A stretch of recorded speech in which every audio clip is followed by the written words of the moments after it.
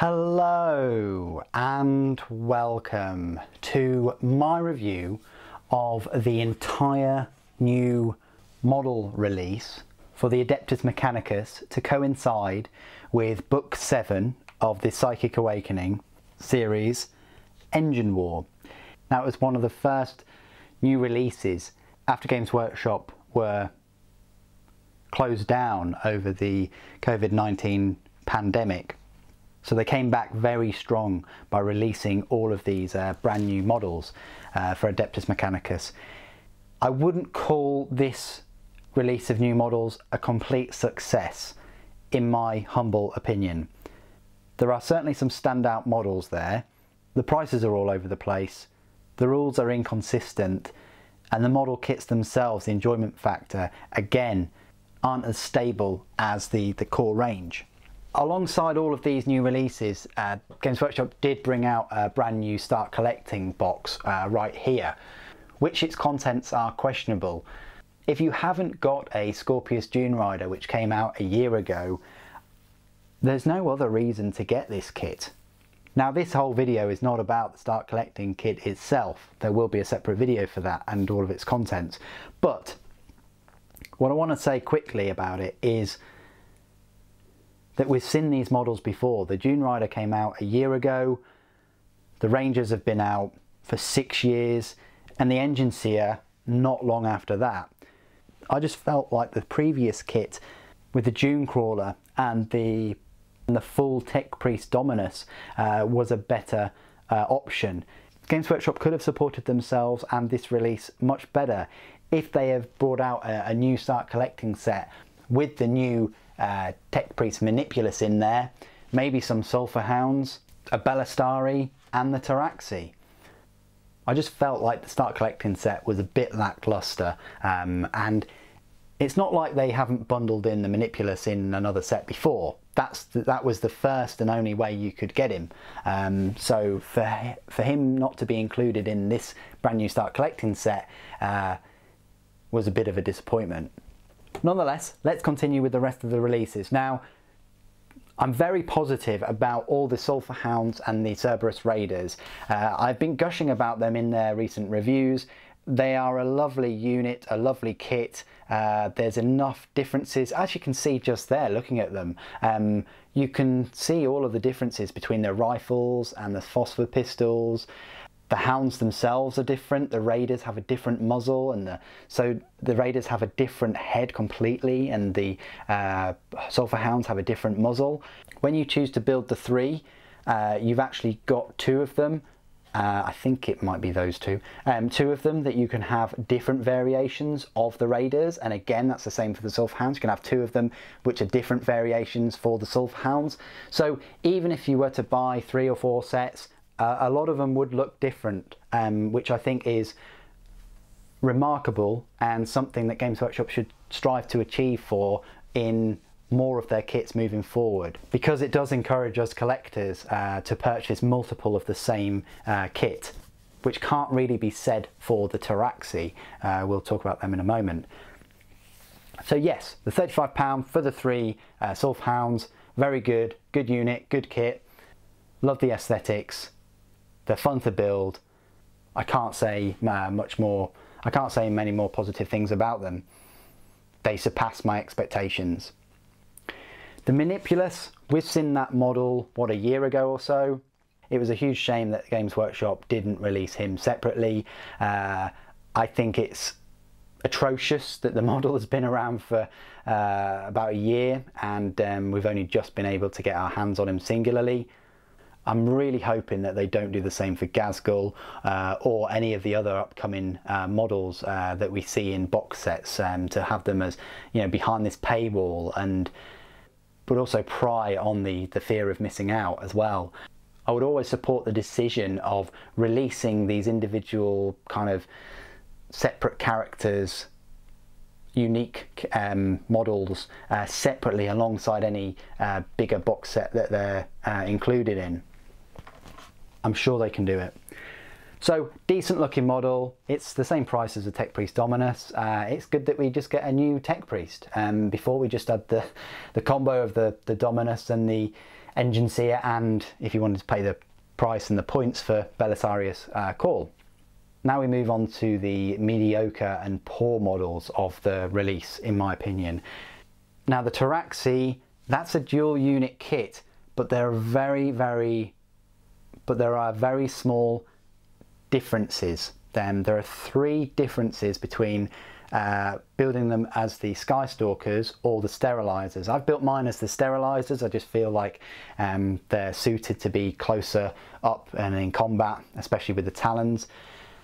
The Alpha is a disappointment. Would have been better if he had like a little mini Sterilizer flamer that had even if it just had 1 extra strength or something, that would have been a better use, rather than him armed with this like mini flechette carbine thing that the Skystalkers are equipped with. But the 3 little differences are the main weapons of the 4 of them, having the carbines instead of the Sterilizers, and the heads, and then the feet. And of course, when you say the weapons, you know, that is the pose of the weapons as well, which would be slightly different. But the legs, the wings, the bodies, they're all the same as if you were to build them as the Skystalkers. And actually the Alpha, the only difference there you're getting is the head and the talons. I think it's really odd that the Sterilizers have the talons but the Skystalkers don't, and Games Workshop actually made 20 individual pieces for the different feet. I think if they'd have just kept with the talons and all of them had talons, that would have been brilliant. And it would have given the Skystalkers a bit more of a, I say kick, a bit more of a fight in close combat if they found themselves in such a thing. But yeah, comparing that kit to the Sulfur Hounds was a bit of a disappointment. Price-wise, again, comparing them to the Sulfur Hounds, yes, you get 5 of them, and they are big models. They are the biggest winged jump pack type infantry that we've had so far. I would have preferred them at 30, but I can see why they do cost the 35. They do have the 3 sprues and the wings are pretty big, but it's just that lack of customization and differences if you were to get another set and you opted for the opposite unit of what you've already built. There's not going to be many differences there at all compared to that Sulfur Hound kit. And then finally, the most disappointing and poor kit in the whole new release, in my opinion, is the whopping £60 Archaeopter. Now, I've built mine as the Stratoraptor. Unfortunately, you can't build it in a way that you can get all 3 variants out of it, and that would have been the bare minimum I would have expected for a £60 kit. There are other kits where you can have different variants and different options in it, but it's a £60 kit that offers 3 slightly different units in its makeup. The stat lines are all the same, but where it changes is just in its slight subtlety of weapon loadouts, in terms of phosphor blasters, in terms of nose-mounted phosphor blasters, in terms of the fuselage with the bomb rack, and in terms of the transvector as being a transport option. Now, I would have liked to have seen many more customization options with the kit. Everything from being able to change the position of the wings, that would have been a must. Maybe having different sized tails. Being able to swap the weapons about readily. The only thing I can swap at the moment with this is just the carapace, and you have to be really careful gluing that. And that's mainly for me to be able to paint the inside there. But yeah, a very disappointing kit, and actually that was the one I was most looking forward to out of all of them. Very surprised that it was that price point. Now, it's no Storm Raven. Again, I see Games Workshop do this a few times with this perceived value. You saw that with the Scorpius, by them putting the price of the Scorpius at almost the same price of the Repulsor, made the Repulsor look like quite a good deal actually, with the number of parts and the number of sprues and things. And then by putting the price of the Executioner up to £60, kind of made the Scorpius look like a good deal. Or even the price of this Archaeopter at £60, making the Scorpius look like a good deal at £45. Because hey, Scorpius has got more parts, it's more fun to build, you've got 2 variants in there, and it can transport the 10 models. See them do this more frequently nowadays. Now the Stormraven did cost £50 6 years ago, and in that 6 years it's gone up by an extra £15, which is a price increase of 30%. Now if you look at the inflation rate of 2.4% per year, just based on the inflation rate, it should be £56.40. So instead of Games Workshop increasing this by about 12%, they've had a massive 30% increase in that Stormraven, which is, well, you wouldn't really take notice of it unless I said it right now. So you're more than welcome to go back and look at some of the reviews of the models that you're thinking about buying now, and look at how much they are now and how much they were sort of 6 years ago, and you will be quite shocked at that increase. One of the biggest increases that I've seen, that I drew attention to in one of my videos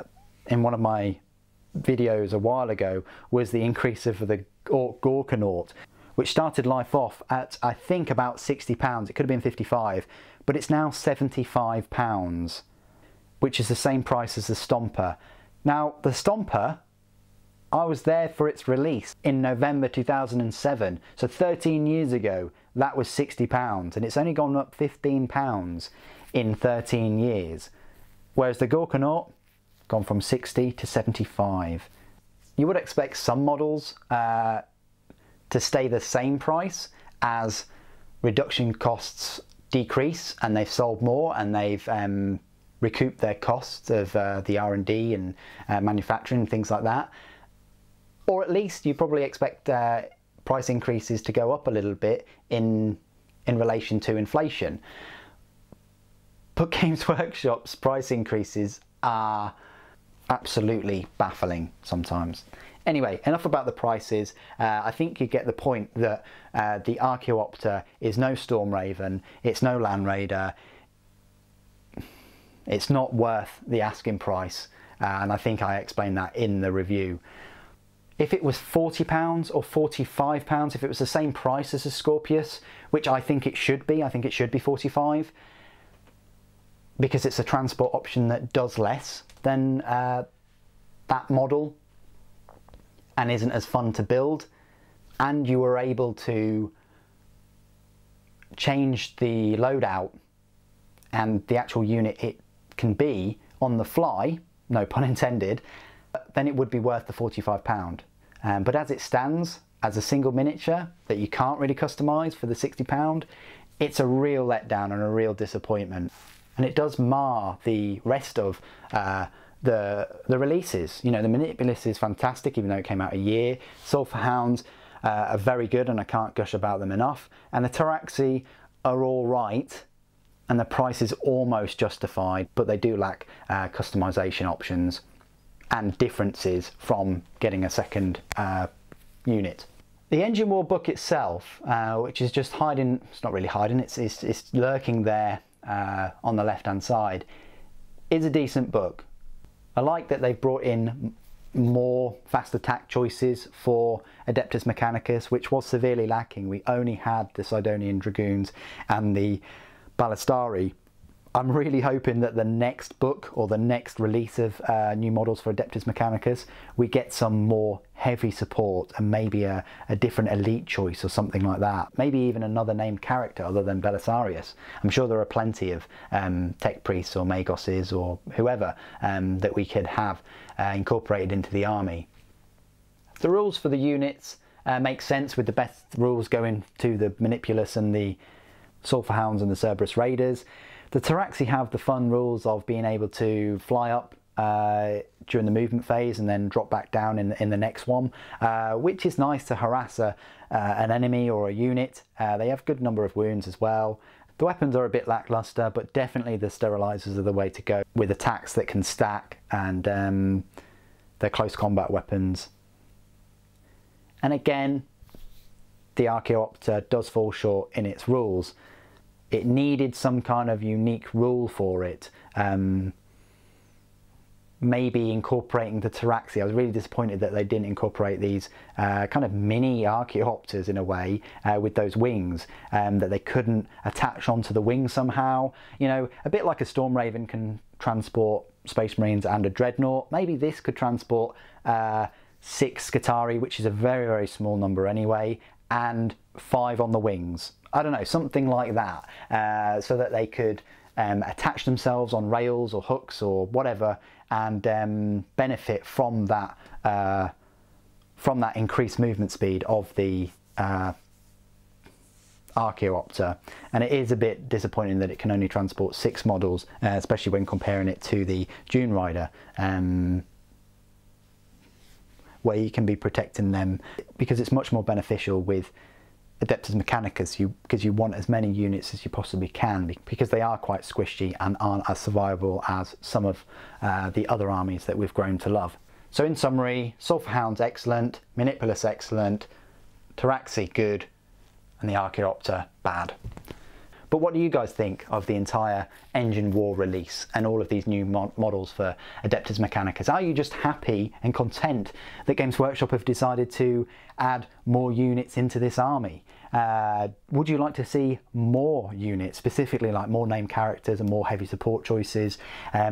Or would you really like to put the pressure on Games Workshop to release 40k rules for their Mechanicum units from Forge World? I personally would love that, and that would motivate me to add more to this Adeptus Mechanicus army with those models. But what do you guys think? Put it in the comments below as always. It'd be great to hear from you. Thank you ever so much for joining me today. Thank you for watching. The Omnissiah protects.